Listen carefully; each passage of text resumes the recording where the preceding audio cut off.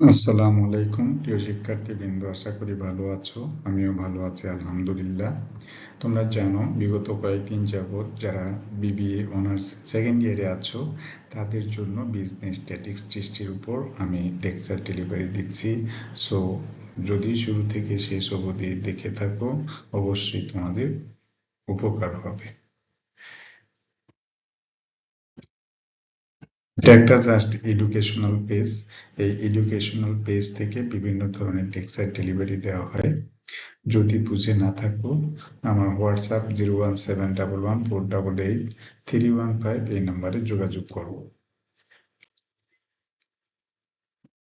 সাবজেক্টের নাম হচ্ছে বিজনেস স্ট্যাটিস্টিক্স, চ্যাপ্টার হচ্ছে মেজার অফ সেন্ট্রাল টেন্ডেন্সি।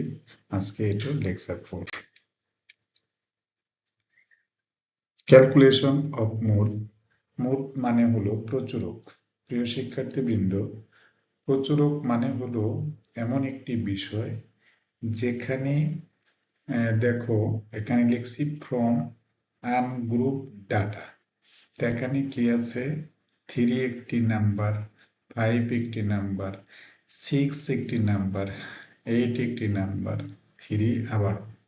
সুতরাং এই একটা 3, এই একটা 3, তাহলে এই 3 সংখ্যাটি কয়বার আছে বলো তো? 2 বার আছে। যার কারণে বলেছি হেয়ার নাম্বার 3 ইজ টুয়াইস, 2 বার আছে, মানে 3 নম্বরটাই কয়বার আছে? 2 বার। সুতরাং একই সংখ্যা যদি অধিকবার থাকে তার নাম হচ্ছে প্রচুরক। Therefore 3 is mode. বাট এটা 1 মার্কের জন্য আসতে পারে, 4 মার্কের জন্য আসতে পারে, বাট এটা তো তোমার 10 মার্কের জন্য আসবে না। এই জন্য একটা আমরা গ্রুপ ডাটা থেকে একটা অঙ্ক দিয়েছি, সেটা যদি খেয়াল করো না দেখবে বুঝতে পারবে। আমি তোমাদের বিষয়টা আবারও ব্যাখ্যা করেছি যে ক্যালকুলেশন অফ মোড দেখো ফ্রম আনগ্রুপ ডাটা। এখানে 3 একটি সংখ্যা, 5 একটি সংখ্যা, 6 একটি সংখ্যা, 8 একটি সংখ্যা, 3 একটি, একবার বলেছি। সুতরাং 3 সংখ্যাটি কয়বার ব্যবহার করা হয়েছে? 2 বার। তো কোনো ফ্রিকোয়েন্সির মধ্যে অথবা কোনো গণসংখ্যার মধ্যে যে সংখ্যাটি অধিকবার ব্যবহৃত হবে তার নাম হচ্ছে প্রচুরক। সুতরাং এখানে আমরা বলতে পারি we can say that here number 3 is twice, so 3 is mode। এখানে এটা আনগ্রুপ ডাটা থেকে সাজানো হয়েছে।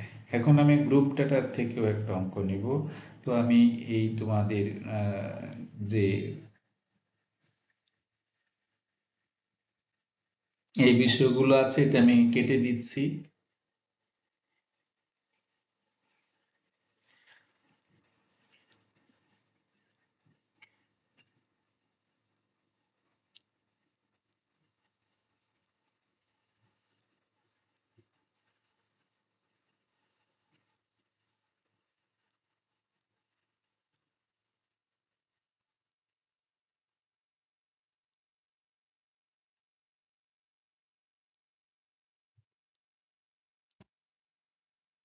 আশা করি তোমরা বুঝতে পেরেছো।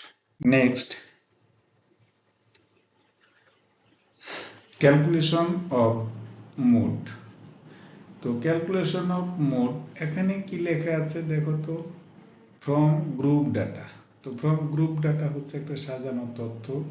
এখানে ক্লাস ইন্টারভেল আছে 20 থেকে 30। তো 20 থেকে 30 অর্থাৎ 20 to 30, ফ্রিকোয়েন্সি হচ্ছে 10। আবার এখানে 30 to 40 ফ্রিকোয়েন্সি হচ্ছে 12। 40 to 50 এখানে ফ্রিকোয়েন্সি হলো 15। আবার 50 to 60 ফ্রিকোয়েন্সি 7, 60 to 70 ফ্রিকোয়েন্সি 5।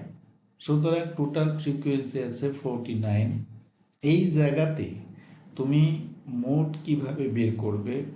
এখানে বিশেষ করে খেয়াল করবে যে যতগুলো ফ্রিকোয়েন্সি আমার আছে এই ফ্রিকোয়েন্সির মধ্যে সবচেয়ে বড় কোনটা দেখো তো? 10, 12, 15, 7, 5।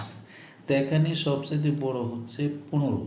সুতরাং যে সংখ্যাটি বেশি বড় থাকবে তার মধ্যে মডাল ক্লাসটা অবস্থান করবে। সুতরাং এখানে বলেছি hair 15 is highest number, so modal class 40 থেকে 50। নাও ইউজিং বাই ফর্মুলা, তো ইউজিং টা ফর্মুলা হলো মোড এল প্লাস ডেল্টা 1 ভাগ হলো delta 1 plus delta 2 plus interval into. তো এখানে একটা বিষয় মনে রাখবা যে হেয়ার এল মানে লোয়ার লিমিট, তো lower limit of modal class, এখানে মডাল ক্লাসের লোয়ার লিমিট কত দেওয়া তো 40, সুতরাং এল মানে হলো এই যে 40, এই যে এখানে 40।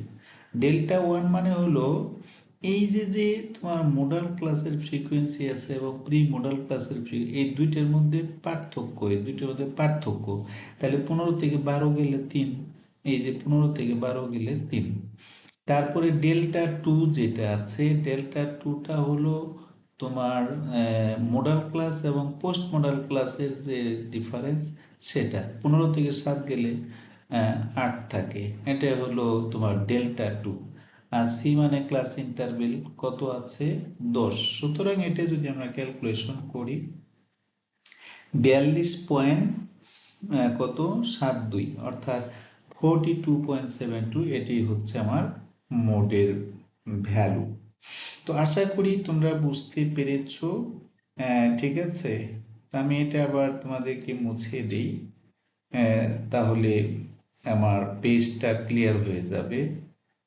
প্রিয় শিক্ষার্থীবৃন্দ, এরপরেও যদি তোমরা বুঝতে সমস্যা হয় আমাকে হোয়াটসঅ্যাপ নাম্বারে কল করবে, আমি তোমাদেরকে আবারও বোঝানোর চেষ্টা করব। তাহলে আজকে আমরা কি বুঝালাম? বিজনেস স্ট্যাটিস্টিক্সের অধ্যায় মেজার অফ সেন্ট্রাল টেন্ডেন্সি থেকে মুডটা বোঝালাম। ঠিক আছে, সুতরাং তোমরা যারা দেখলে অবশ্যই তোমাদের অসংখ্য ধন্যবাদ। সে পর্যন্ত যে যেখানে থাকো ভালো থাকো, সুস্থ থাকো এবং নিরাপদে থাকো। আসসালামু আলাইকুম ওয়া রাহমাতুল্লাহি ওয়া বারাকাতুহু।